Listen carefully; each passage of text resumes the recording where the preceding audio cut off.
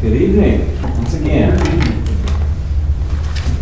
The remaining time that we have left, I'm going to blow your minds. I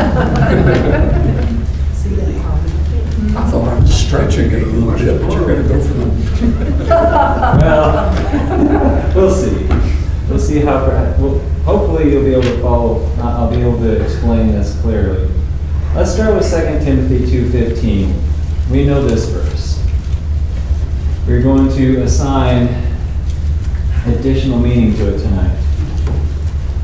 Study to show thyself approved unto God, a workman that needeth not to be ashamed, rightly dividing the word of truth. I don't know if anyone here has seen Star Trek, whether it was the old series, the new series, the movies. I remember the original with Spock. I really took a liking to Spock because he was logical. I did not care for Captain Kirk as much. He seemed sort of silly to get into brawls all the time. But Spock, he had his mind about him. And we see here in 2 Timothy chapter 2, God does expect us to rightly divide the word of truth. To put it simply, we need to use our noggin. Now, the discussion tonight will be about logic. Most of us use it all the time, whether we realize it or not.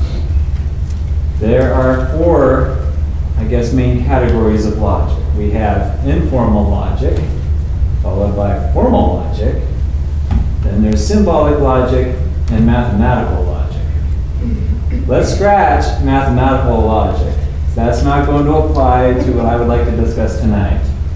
It is much more than we want to discuss, but it is also not related.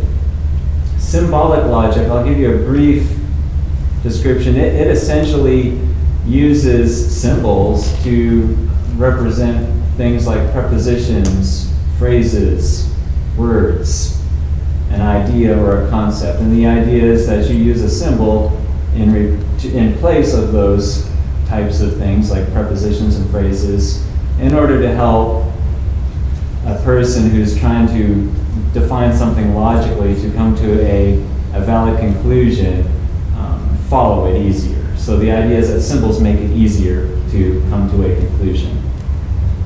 So symbolic logic, you use symbols.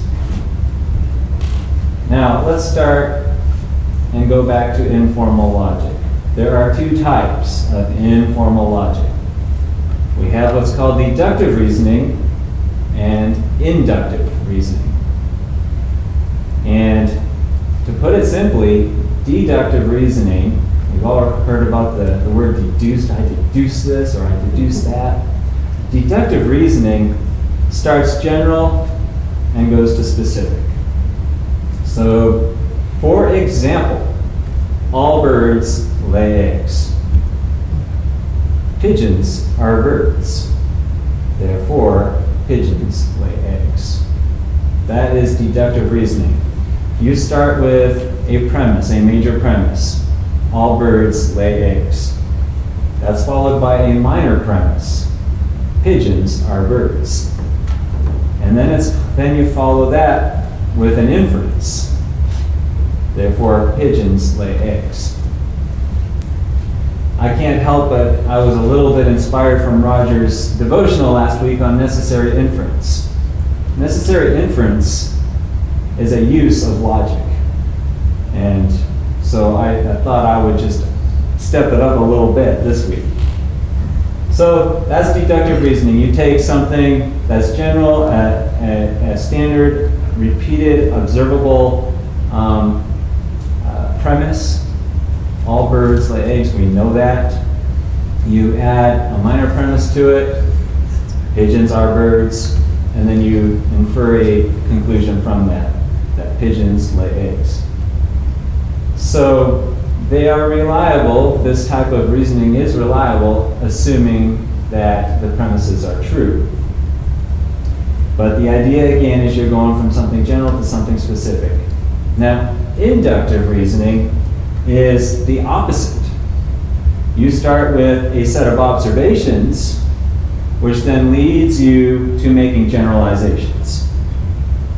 So it is whereas deductive reasoning begins with a premise that's proven through observations, inductive reasoning extracts a likely but not necessarily certain premise from specific and limited observations. So, for example, I see deer in my yard nearly every day. Therefore, I will probably see deer in my yard tomorrow. Another example, here's your data, your observable data. I tend to catch colds when I'm around people who are sick.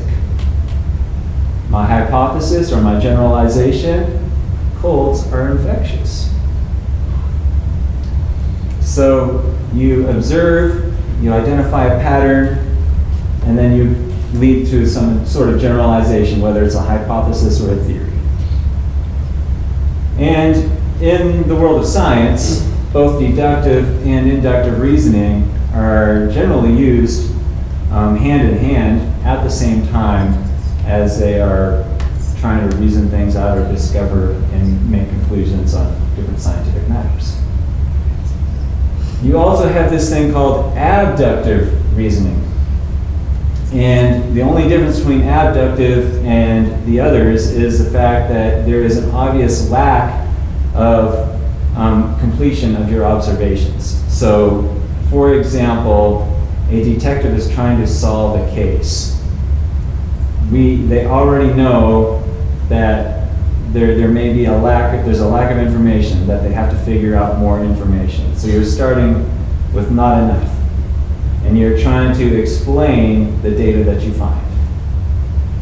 Judges and juries will use abductive reasoning when they're trying to determine guilt or not. They may not have the complete picture, and they have to determine the most likely explanation. Doctors will do the same thing when they're trying to diagnose an illness.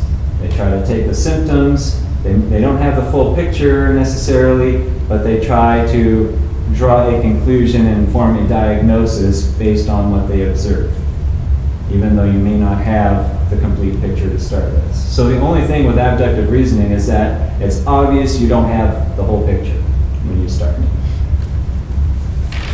Have I lost anybody yet? Oh, this is on video, right? So you can always rewatch this and then Google. Formal logic. So again, informal logic, deductive, inductive. You go from general to specific, or from specific observations to a generalization. Now, formal logic, the only difference in formal logic is that it uses reasoning that includes your syllogisms, which are your major premise, your minor premise, and your inference, and they also add the symbols to it. So that's the only difference when you go to formal logic. The thing that really distinguishes formal logic from the rest is that you are trying to infer if a conclusion is valid.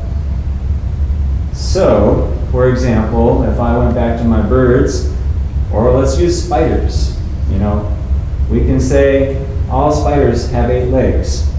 A tarantula has 8 legs. Therefore, a tarantula is a spider. Formal logic would basically do an examination of whether or not your first premise can lead to that conclusion, and whether or not the premises in and of themselves are true. So it's trying to determine whether or not my conclusion is valid. That's all that formal logic does. It's trying to determine if the conclusions are valid, and it will use symbols to do so. Okay, let's get back to Scripture. Logic and Scripture. Paul has taught us before about this thing called exegesis. Hopefully I pronounced that correctly. I know that some people pronounce it differently. I call it exegesis. It is a critical explanation or interpretation of a text especially of a scripture or a passage of scripture, in order to discover its original intended meaning. And exegesis is a form of, it uses logic. So it is vitally important to understand the original intention of Scripture, because that's how we know God's truth. So let's take an example. Let's turn to John chapter 14. Oh, and I had so many to choose from. It was so hard. But I settled on this one. John chapter 14, verses 1 through 6. And it came to pass, as he went into the house of one of the chief Pharisees to eat bread on the Sabbath day, that they watched him. And behold, there was a certain man before him which had the dropsy. And Jesus answering spake unto the lawyers and Pharisees, saying, Is it lawful to heal on the Sabbath day?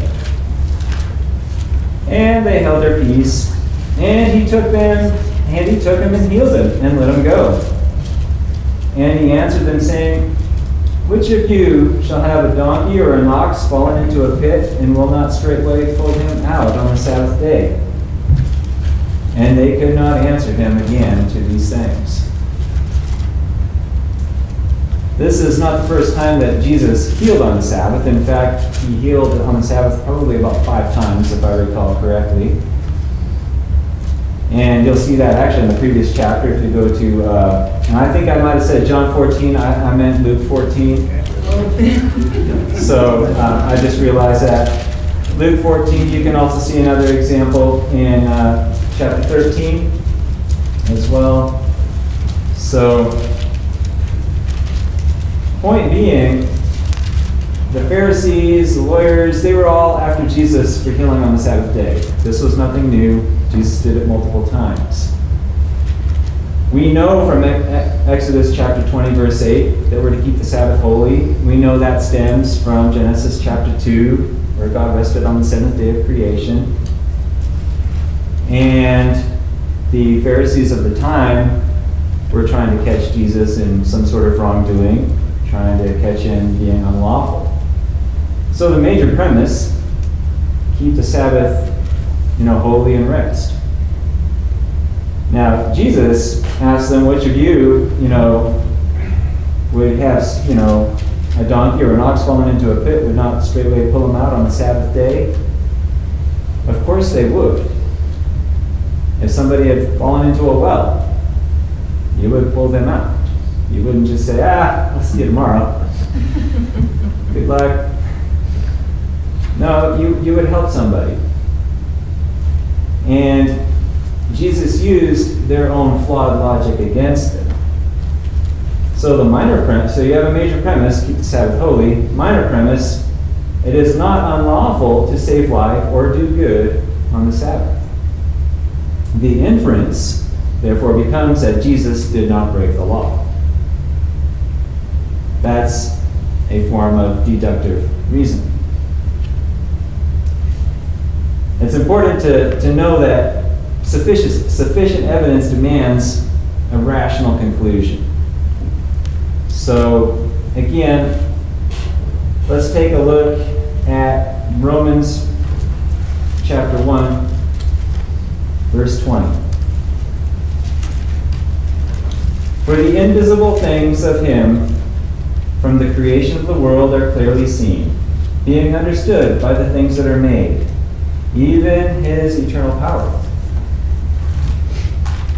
and Godhead, so that they are without excuse. We know that God is invisible, but here it says the invisible things of him.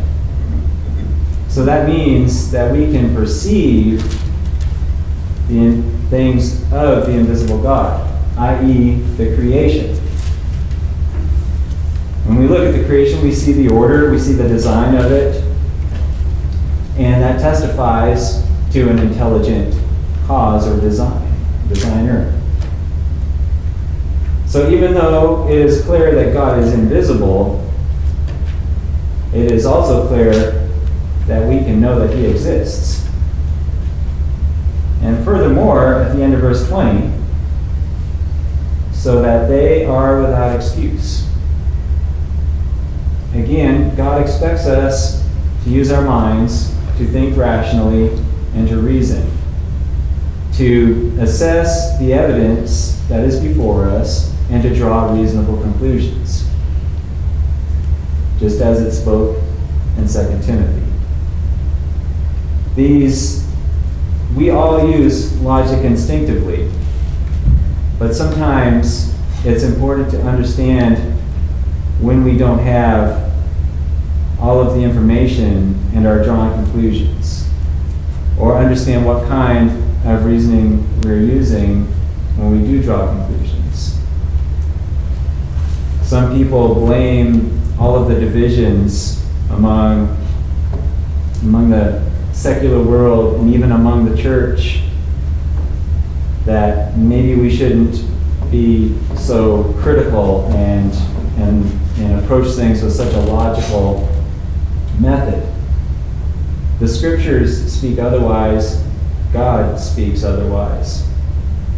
And if we take a non-partial assessment of just the scriptures alone before us, and we know that God is not the author of confusion, we can and have the ability to draw reasonable conclusions and have the ability to know the truth, God's truth for us. It is a wonderful hope. It is a thing that even if we don't understand all of the nuances of the scientific world or even of the world of logic, it is still important to understand some of the fundamentals, because we all have the ability to rationalize. Some call it common sense. And that's exactly what it is. It's just simply using our minds and thinking rationally. So I hope that this has been beneficial to you. Please feel free. If anybody have any needs, please come forward as we stand.